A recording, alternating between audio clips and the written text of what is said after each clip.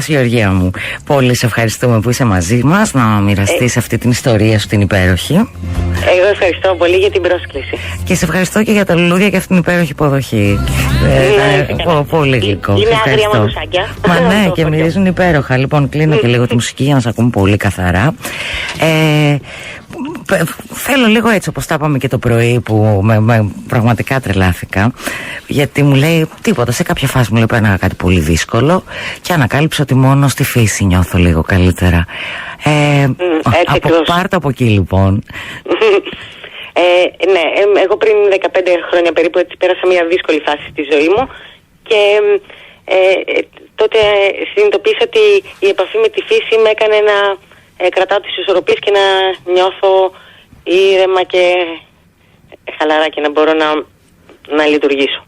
Σιγά σιγά το ανακάλυψα αυτό. Δηλαδή, όταν αισθανόμουν ότι δεν είμαι καλά, έπαιρνα το αυτοκίνητο, τον υπνόσακό μου και ένα βιβλίο και πήγαινα στη θάλασσα, άκουγα το κύμα και χαλάρωνα. Και έβγαινα κάποια στιγμή για ψώνια, καθόμουν κάτω από ένα δέντρο στο πάρκο της γειτονιάς μου και βλέπω ότι νιώθω διαφορετικά. Και έτσι σιγά σιγά γράφτηκα σε έναν σύλλογο και έκανα κάποιες εκδρομές και σιγά σιγά άρχισα να δραστηριοποιούμε στη φύση. Ναι. Ξεκίνησα και έκανα διάφορα αθλήματα και είδα ότι αυτό με γεμίζει πάρα πολύ και με ηρεμεί. Ήτανε τότε που ήσουν συγχρόνως και στην πίστα αναρρίχησης που εργαζόσουν? Ναι. Παράλληλα το έκανες αυτό. Απλώς πέρναγες σε αυτή τη δύσκολη φάση.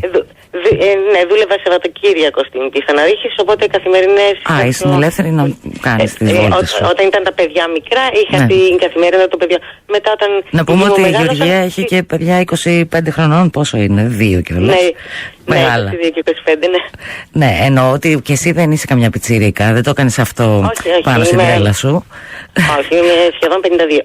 Αυτό που έκανε λοιπόν, αφού ξεκίνησε, θα τα πάω λίγο πιο γρήγορα, άρχισε να κοιμάται στο αυτοκίνητο, αφού πήγαινε σε αυτά τα υπέροχα μέρη που πήγαινε, και σου λέει, τι να κάνω τώρα, δεν γίνεται στο αυτοκίνητο.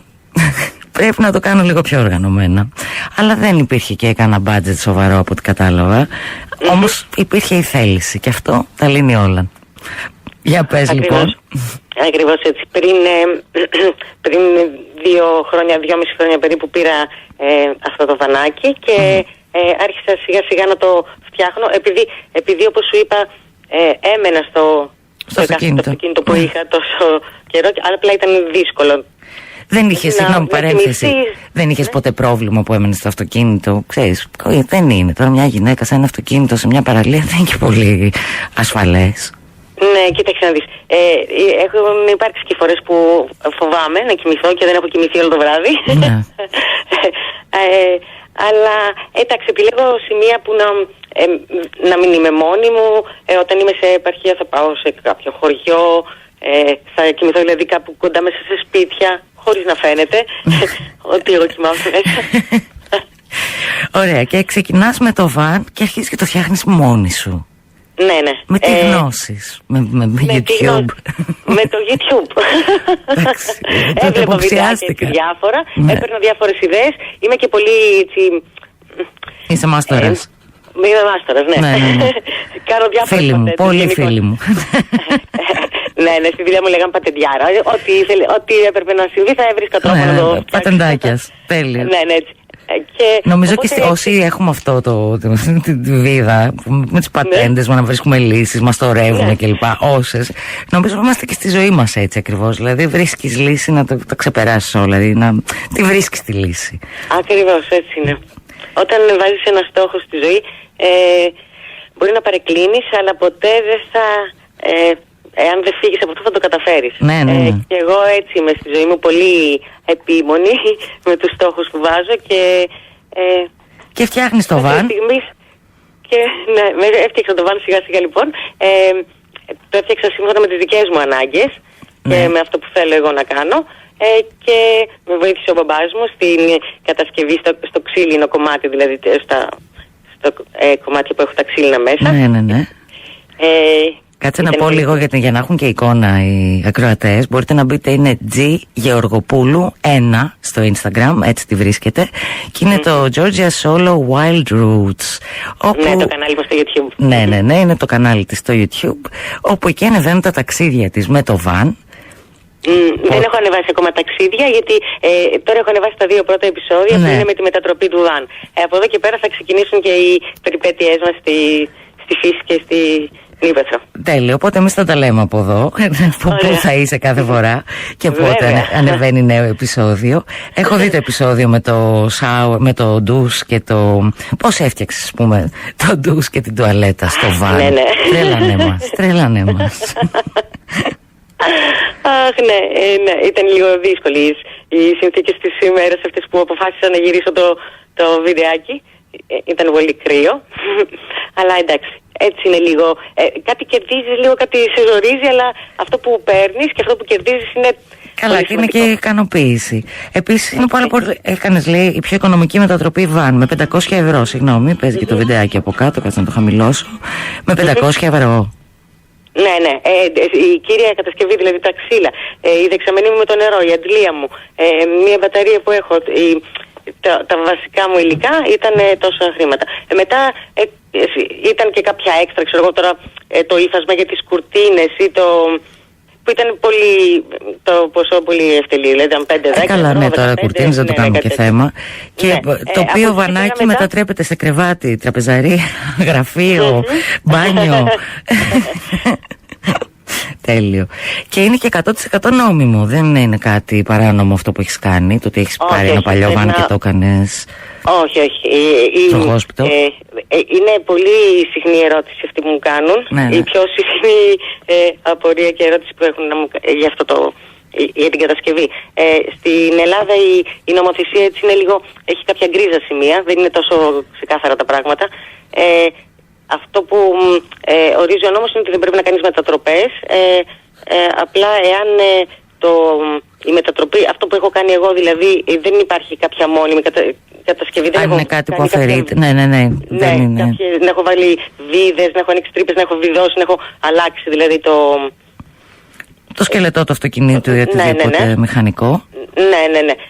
Όταν περνάς λοιπόν από κτίριο πρέπει να είναι το αυτοκίνητο όπως ορίζει η άδεια.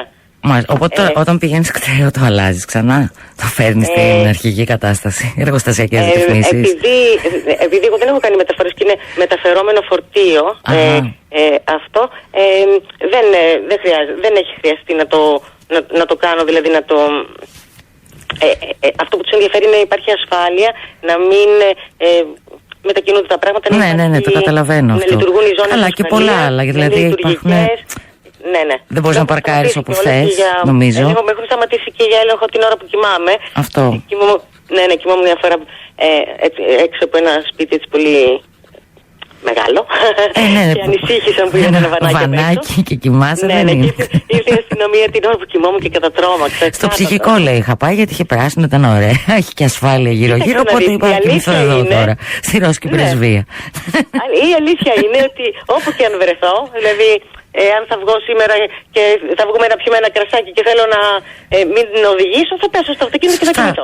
Γενικώς είναι μια πολύ ωραία λύση έτσι όπως έχουν γίνει τα πράγματα. Έτσι όπως δυσκολεύεται πάρα πολλοί κόσμος να βρει σπίτι και να το βρει, δεν μπορεί να το πληρώσει. Δηλαδή έχει αρχίσει, βλέπω διαρκώς από τότε που είδα το δικό σου βιντεάκι, ο αλγόριθμος μου σερβίρει όλο τον πλανήτη, όλους τους van campers, ταξιδεύουν, δηλαδή όλους αυτούς. Και λέω, κοίτα να δεις πώς είναι και τι ωραία που περνάνε. Συγγνώμη τώρα. Εμένα η επιλογή μου ήταν αυτή με το συγκεκριμένο αυτοκίνητο, γιατί δεν ήθελα να είναι κάποιο μεγάλο βαν ή κάποιο. Ξέρεις, είναι το αυτοκίνητό μου αυτό. Ναι, οκ, το καταλαβαίνω. Πάμε, σε πάω λίγο πιο γρήγορα τώρα, γιατί έχουμε ξεφύγει και πρέπει να πέσει break. Θα πρέπει να σε έχουμε δώσεις, αφού μένεις και κοντά μου, πώς ξανά. Οικονομικά όμως, πώς αυτό μπορείς να το κάνεις δουλειά, από τα ταξίδια που θα ανεβάζεις στο YouTube και το virality, ας πούμε, ενδεχομένως, ή τον κόσμο που θα έχεις στο κανάλι σου. Ναι, να σου πω, δεν έχω φτάσει σε αυτό το σημείο ακόμη. Για να σου. Γιατί μου λέγες ότι κάνεις 18 ώρες μοντάζ. Ναι. 18 ώρες, πολλά 18 ώρες, όχι ένα. Γιατί δεν είχα καμία επαφή εγώ με όλο αυτό Καμία επαφή. Ναι, το κατάλαβα, γιατί σε έστειλα μήνυμα και μου απάντησε μετά από 3 μήνες. Ακριβώς. Δεν ήξερα ότι υπάρχουν αιτήματα που δεν φαίνονται στο Instagram, συγγνώμη. Μα έλα, σταμάτα σιγά. Ίσα που είναι και αυτό μπράβο σου που κάθισες και έμαθες και έχεις και δικό σου κανάλι στο YouTube, ενώ δεν είχες ιδέα ούτε από την ψηφιακή αυτή ζωή, τέλος πάντων. Ναι, καμία σχέση, Αφροδίτη, ναι. Εγώ απλά έβγαζα μία φωτογραφία, ένα βίντεο έτσι αναμνηστικά για να τα έχω από τα ταξίδια σου. που περνάω, στα ταξίδια. Απλά αυτό ξεκίνησε στα ταξίδια που έκανα, γνώριζα πολύ κόσμο, επειδή δεν κάνω κάποιο ταξίδι, δηλαδή μένω σε κάθε περιοχή που θα πάω, θα μιλήσω με τους ντόπιους, θα πιούμε το κρασάκι μας το βράδυ, θα κάνω γνωριμίες πολύ και είναι πάρα πολύ ωραίο αυτό. Δηλαδή αυτό με γεμίζει πάρα πολύ στα ταξίδια. Ναι, και βλέπω ότι γνώρισα τόσο κόσμο. Και στις φωτογραφίες τα πρωινά σου πρέπει να είναι συγκλονιστικά. Γι' αυτό μου ήρθε και το Sitting on the Dock of the Bay από τη λίμνη Μπελέτς που είχες πάει και πρέπει να ξύπνησες εκεί και να ήταν ο παράδεισος, έτσι. Ναι, στη φύση έτσι είναι. Όπου και να είσαι είναι όμορφα. Μέχρι στιγμής ποιο είναι το πιο ωραίο σου ταξίδι? Καλά, όχι με το βαν, ακόμα είπαμε είμαστε στη μετατροπή σε αυτή τη φάση. Όχι, τώρα το παρουσίασα στο YouTube. Εγώ με το βαν ταξιδεύω περίπου 2 χρόνια. Μάλιστα. Τώρα απλά τώρα έδειξα τη μετατροπή. Δηλαδή, μετά από προτροπή των φίλων που γνώριζα και μου έλεγαν τι ωραίο που είναι αυτό που κάνεις, θέλουμε να σε βλέπουμε. Και έτσι πήρα την απόφαση να το κάνω, χωρίς να έχω καμία σχέση. Λέω, ας το κάνω. Και ήταν τόσο μεγάλη ανταπόκριση του κόσμου που τα μηνύματά τους τόσο ζεστά. Βλέπεις ότι το έχουν όλοι ανάγκη. Παίρνουμε ενέργεια από ό,τι μα βλέπω εδώ και κάνεις και πολύ ωραία θέματα. 13 υπόγειες λίμνες, ας πούμε. Με το G-Van Trip είναι το hashtag. Οπότε εδώ πρέπει να σε αφήσω, αλλά βλέπω στέλνουν και μηνύματα. Έχεις εμπνεύσει κόσμο με αυτό που έχεις κάνει. Αλλά έχουμε ένα break τώρα που πρέπει να πέσει την ώρα του. Σε ευχαριστώ που τα είπαμε έστω και έτσι λίγο. Νομίζω όμως πρέπει να τα ξαναπούμε και να μας δώσει και πιο καλές οδηγίες για το πώς θα φτιάξουμε το van μας. Και να σε ακολουθήσουμε, θα το λέω εγώ.